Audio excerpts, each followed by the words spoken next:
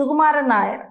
സുകുമാരൻ നായർ ഇപ്പൊ കട്ടപ്പ എന്നാണ് എല്ലാവരും വിളിക്കുന്നത്. കാരണം പിന്നിൽ നിന്ന് കുത്തുന്ന ഒരു നേതാവ് എന്ന രീതിയിലേക്ക്, സംഘടനാ നേതാവ് എന്ന രീതിയിലേക്കൊക്കെ സുകുമാരൻ നായർ മാറി. ഇന്നലെ നമ്മുടെ തന്നെ ചാനലില് പ്രിയനും വിജയും കൂടെ ഇരുന്നപ്പോ ഇട്ട തമ്പില് യൂദാസ് എന്നാണ് പറയുന്നത്. 30 വെള്ളിക്കാശിന് സംഘടനയെ ഒറ്റിയ യൂദാസ് അല്ലേ. അതിന് ഒരുപാട് പദപ്രയോഗങ്ങൾ സുകുമാരൻ നായർക്കെതിരെ വരുന്നുണ്ട് എന്നുള്ളതാണ്. ഇപ്പൊ ഈ ഹിന്ദുക്കളുടെ ആസ്ഥാന ആശാൻ സുകുമാരൻ നായരായി മാറിയിരിക്കുന്നു എന്നൊക്കെയുള്ള ചില കാര്യങ്ങളൊക്കെ വരുന്നു. സുകുമാരൻ നായർ പറയുന്നിടത്ത് നായർ സമുദായം നിൽക്കും. എന്താ പറയുക, അയ്യപ്പനെ കുറിച്ച് ആചാരങ്ങൾ ലംഘിക്കാം, അതൊന്നും കുഴപ്പമില്ല എന്നൊക്കെയുള്ള ഒരു നിലപാടിലേക്കൊക്കെ സുകുമാരൻ നായർ എത്തിയിരിക്കുന്നു എന്നുള്ളതാണ്. Actually Sukumaran Nair CPI വിലക്കെടുത്തതാണോ? അങ്ങനെ ആവാനുള്ള സാധ്യത കുറവാണ്. സുകുമാരൻ നായർ എനിക്ക് തോന്നുന്നു ഇങ്ങനെയൊന്നും ആക്ഷേപിച്ച് ആ സാധു മനുഷ്യനെ ഉപദ്രവിക്കേണ്ട കാര്യമില്ല. അദ്ദേഹത്തിൻ്റെ കയ്യിൽ ഇന്നിപ്പോൾ കേരളത്തിൻ്റെ ഒരു രാഷ്ട്രീയ അന്തരീക്ഷത്തിൽ ഏതൊരു കാരണവരുടെയും മനസ്സിൽ വരാവുന്ന ഒരു ആശങ്ക അദ്ദേഹത്തിൻ്റെ മനസ്സിലുണ്ട്. അതെന്താണ്? അത് ഈ പിണറായി വിജയൻ്റെ മൂന്നാം ഭരണത്തിന് തടസ്സമായി പിണറായി വിജയൻ മൂന്നാമതൊരിക്കൽ കൂടി ഭരണത്തിൽ വരും എന്നൊരു പ്രതീക്ഷയുണ്ടായിരുന്നല്ലോ. അതിന് ഇളക്കം തട്ടിക്കൊണ്ടാണ് ഈ രാഹുൽ മാങ്കൂട്ടത്തിൽ ഇഷ്യൂ വന്നതും. അപ്പൊ രാഹുൽ മാങ്കൂട്ടത്തിൽ ഇഷ്യൂ വന്നതിനെ തുടർന്ന് രാഹുൽ മാങ്കൂട്ടത്തിൽ ഇഷ്യൂ കോൺഗ്രസ് വളരെ ഗംഭീരമായിട്ട് കൈകാര്യം ചെയ്തു.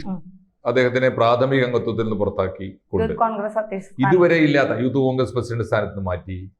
ഇതുവരെ ഇല്ലാത്ത തരത്തിലുള്ള കീഴ്വഴക്കം ഉണ്ടാക്കി. കീഴ്വഴക്കം എന്താണ്?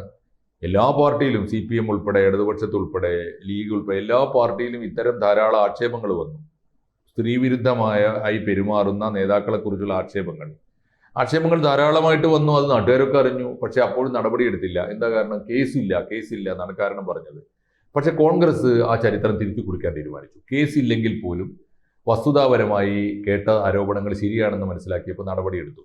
അത് കോൺഗ്രസിന് ഒരു ലീപ്പാണ്, ഒരു ചാട്ടമാണ്. യഥാർത്ഥത്തിൽ അവർ കേരള രാഷ്ട്രീയത്തിന്റെ ധാർമ്മികതയിൽ ഒരു മുന്നോട്ടുള്ള കുതിച്ചു പോക്കാണ്. ആ പോക്കിൽ മുൻകൈ എടുത്തത് VD സതീശനാണ്. അപ്പോൾ വേറൊന്നുകൂടി സംഭവിച്ചു. UDF എങ്ങാനും അധികാരത്തിൽ വന്നാൽ ആരാണ് മുഖ്യമന്ത്രിയാവുക എന്ന ചോദ്യത്തിന് 4-5 പേരുടെ ഉത്തരം പറഞ്ഞിരുന്ന ഒരു കാലമുണ്ട്.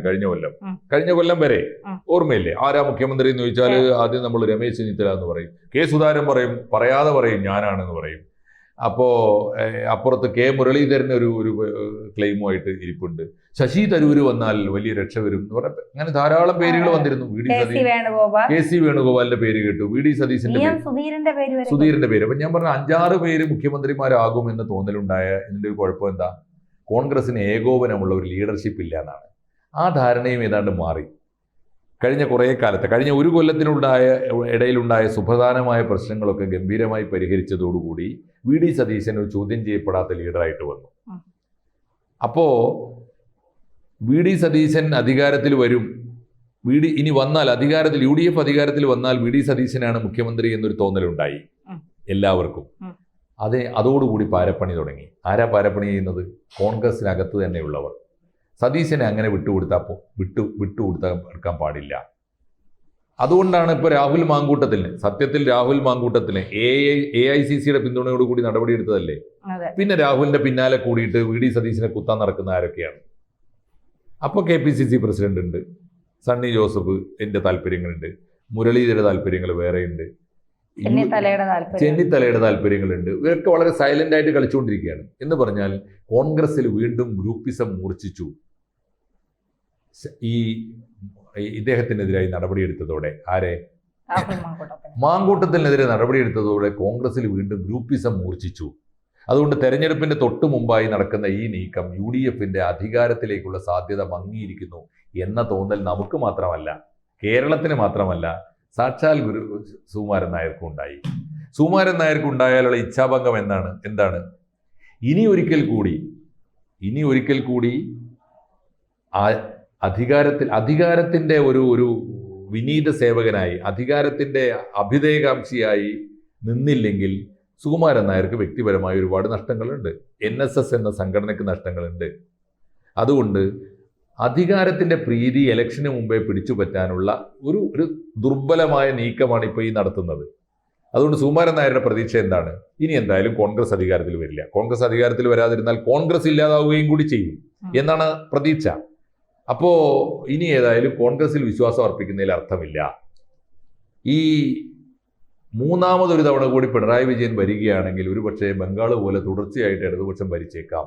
അതുകൊണ്ട് നമുക്ക് ഇനി അങ്ങോട്ടുള്ള കാലത്ത് ദീർഘകാലത്തേക്കും സുഗമമായി മുന്നോട്ട് പോകാൻ നല്ലത് എന്താണ്?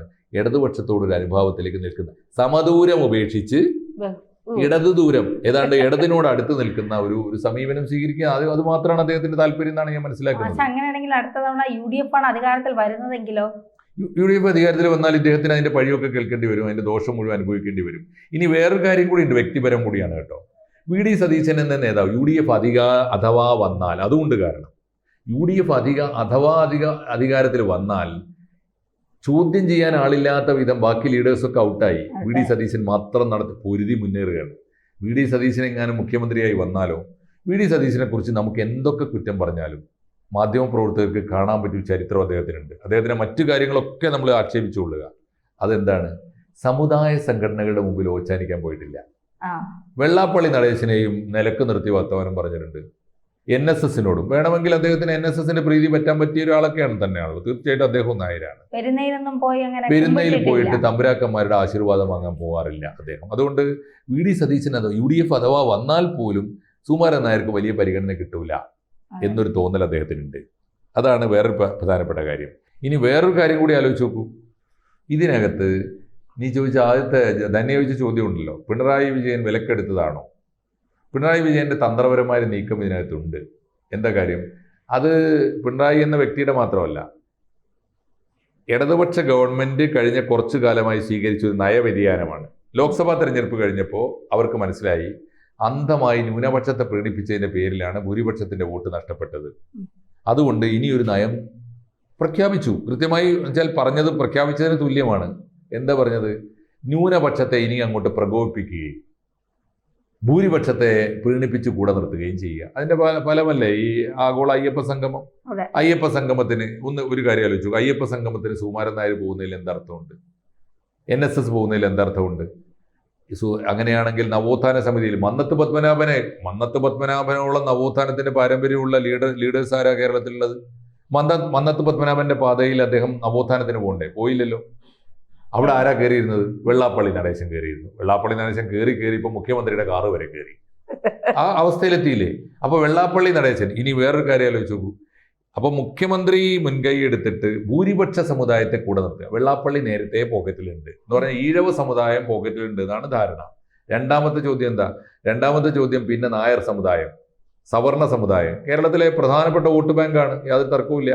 അപ്പൊ സവർണ സമുദായത്തെ കൂടെ നിർത്താൻ എന്ത് വേണം? അതിന് NSS കൂടെ നിർത്തണം. അപ്പോൾ ഈ ഭൂരിപക്ഷ വോട്ട് കൊണ്ട് ഒരിക്കൽ കൂടി അധികാരത്തിൽ വരാനുള്ള പിണറായി വിജയന്റെ തന്ത്രമാണ്, അല്ലെങ്കിൽ ഇടതുപക്ഷത്തിന്റെ തന്ത്രമാണ് ഇപ്പോൾ വിജയം കണ്ടിരിക്കുന്നത്. ഇനി ഒറ്റ കാര്യം ആലോചിച്ച് നോക്കൂ. ശബരിമലയാണല്ലോ അതിന് നിമിത്തമായത്. ശബരിമലയിൽ ആർക്കാണ് ആത്മാർത്ഥതയുള്ളത്? ശബരിമലയിൽ സ്ത്രീ പ്രവേശം എന്നുവെച്ചാൽ പ്രായപരിധി ഇല്ലാതെ സ്ത്രീകൾക്ക് പ്രവേശനം കൊടുക്കണമെന്ന് പറഞ്ഞതാരാ? സുപ്രീം കോടതിയാണ്. സുപ്രീം കോടതി അത് പറഞ്ഞാൽ തന്നെ എത്ര കോടതി വിധികൾ നമുക്ക് അനുസരിക്കാതെ നമ്മൾ മാറ്റിവെച്ചിട്ടുണ്ട്. ആ നിയമം നടപ്പാക്കാൻ എന്തായിരുന്നു പിണറായി വിജയന്റെ ഗവൺമെന്റ് ഇത്ര വാശി? എന്നിട്ട് അവിടെ ആചാരം ലംഘിക്കാൻ വേണ്ടി മാത്രം പോലീസ് സഹായത്തോടു കൂടി ഈ അർബൻ നക്സലൈറ്റുകളൊക്കെ കൊണ്ടുപോയി ഇറക്കിയില്ലേ? എന്തായിരുന്നു യഥാർത്ഥത്തിൽ എന്തായിരുന്നു അതിന്റെ താല്പര്യം? പിണറായി വിജയന്റെ നവോത്ഥാന സമിതിയുടെ താല്പര്യം എന്തായിരുന്നു? എന്തിനായിരുന്നു വനിതാ മതിൽ തീർത്തത്? ശബരിമലയിൽ സ്ത്രീ പ്രവേശനത്തിന് വേണ്ടിയല്ലേ? അതല്ലേ അഫിഡവിറ്റ് സുപ്രീം കോടതിയിൽ കൊടുത്തിരിക്കുന്ന അഫിഡവിറ്റ്? അത് പിൻവലിച്ചിട്ടുണ്ടോ? അത് പിൻവലിക്കുമെന്ന് പിണറായി വിജയൻ പറഞ്ഞിട്ടുണ്ടോ? അതോ പെരുന്നയിലെ സുകുമാരൻ നായർക്ക് മാത്രം അങ്ങനെ വാക്ക് കൊടുത്തിട്ടുണ്ടോ? ഇനി ഒരു കാര്യം ഉറപ്പിച്ചോളൂ. ശബരിമലയിൽ സ്ത്രീകൾ പ്രവേശിപ്പിക്കണമെന്നതിന് ഞങ്ങൾ എതിരല്ല എന്ന് പറഞ്ഞ പാർട്ടികളെ ഏതൊക്കെയാ? BJP പറഞ്ഞിട്ടുണ്ട് ആദ്യത്തിൽ. പിന്നെ വോട്ട് ബാങ്ക് കണ്ട് നിലപാട് മാറ്റിയതാണ്. ഞങ്ങൾ എതിരല്ല എന്ന് ഇടതുപക്ഷം എന്നും പറഞ്ഞിട്ടുണ്ട്, ഇപ്പോഴും പറഞ്ഞുകൊണ്ടിരിക്കുക. എതിരല്ല എന്ന് മാത്രമല്ല, സ്ത്രീകളെ പ്രവേശിപ്പിക്കണം എന്നാണ്. അത് ഭക്തന്മാർ പോലും ആകണമെന്നില്ല, ആരായാലും മതി എന്നുള്ള നിലപാടാണ്. ഇതൊക്കെ നിലപാട് മാറ്റിയില്ലേ? യഥാർത്ഥത്തിൽ ഞാൻ ചോദിക്കട്ടെ, നമുക്കൊന്ന് ആലോചിച്ച് നോക്കൂ. ശബരിമലയിലെ എന്താണ് യഥാർത്ഥത്തിലെ നിലപാട് എടുക്കേണ്ടിയിരുന്നത്? കേരളത്തിലെ എല്ലാ പാർട്ടികളും ശബരിമലയുടെ കാര്യത്തിൽ എടുക്കേണ്ട നിലപാട് എന്താ? ആ കോടതി വിധി വന്ന് അന്ന് ആ കോടതി വിധി നടപ്പാക്കാൻ തീരുമാനിച്ച അന്ന് ഞങ്ങളൊക്കെ കൃത്യമായ നിലപാടെടുത്തിട്ടുണ്ട്. എന്താ നിലപാട്? ശബരിമലയിലേക്ക് യൗവനയുക്തകളായ സ്ത്രീകൾ ചെല്ലാൻ പാടില്ല എന്ന് പറഞ്ഞ ആരാ? അയ്യപ്പനുമായി ബന്ധപ്പെട്ടൊരു വിശ്വാസമാണ്, അല്ലാതെ ദേവസ്വം ബോർഡല്ല, ഗവൺമെന്റ് ഒന്നുമല്ല. അപ്പോൾ ഒരു ദൈവവിശ്വാസിക്ക് ഏറ്റവും പ്രധാനം ദൈവത്തിന്റെ വാക്കുകളാണ്, ദൈവത്തിന്റെ കൽപ്പനകളാണ്. അയ്യപ്പൻ പറഞ്ഞിട്ടുണ്ട് മക്കളെ ഇങ്ങോട്ട് വരരുത്, ആ സമയത്ത് ചെല്ലരുത്, ഒന്നുകിൽ കൊച്ചുകുട്ടികളായിരിക്കുമ്പോൾ അല്ലെങ്കിൽ വയസ്സായിട്ട് വന്നാൽ മതി എന്ന് പറഞ്ഞാൽ അത് പാലിക്കാൻ ബാധ്യതയില്ലേ? അപ്പൊ മതവിശ്വാസത്തെ മാനിക്കുന്ന ഏതൊരു സർക്കാരിനും കോടതി വിധി നടപ്പാക്കാനാവില്ല. കോടതിക്ക് ചെയ്യാൻ പറ്റും. ഇപ്പോൾ ആറ്റുകാൽ പൊങ്കാലക്ക് എന്താണ് എന്നെ പങ്കെടുപ്പിക്കാത്തത് ഒരു പുരുഷൻ പോയി കോടതിയിൽ പോയ സുപ്രീം കോടതി വിധി കൊടുക്കും. എന്താ, അത് ലിംഗനീതിക്ക് നിരക്കാത്തതാണ്. ആറ്റുകാല അമ്മയ്ക്ക് പൊങ്കാല ഇടാൻ എനിക്ക് അവകാശമുണ്ടെന്ന് പുരുഷന്മാരെ എന്നാ കൊടുക്കൂലേ? ഭരണഘടന പ്രകാരം വിധി കൊടുക്കും.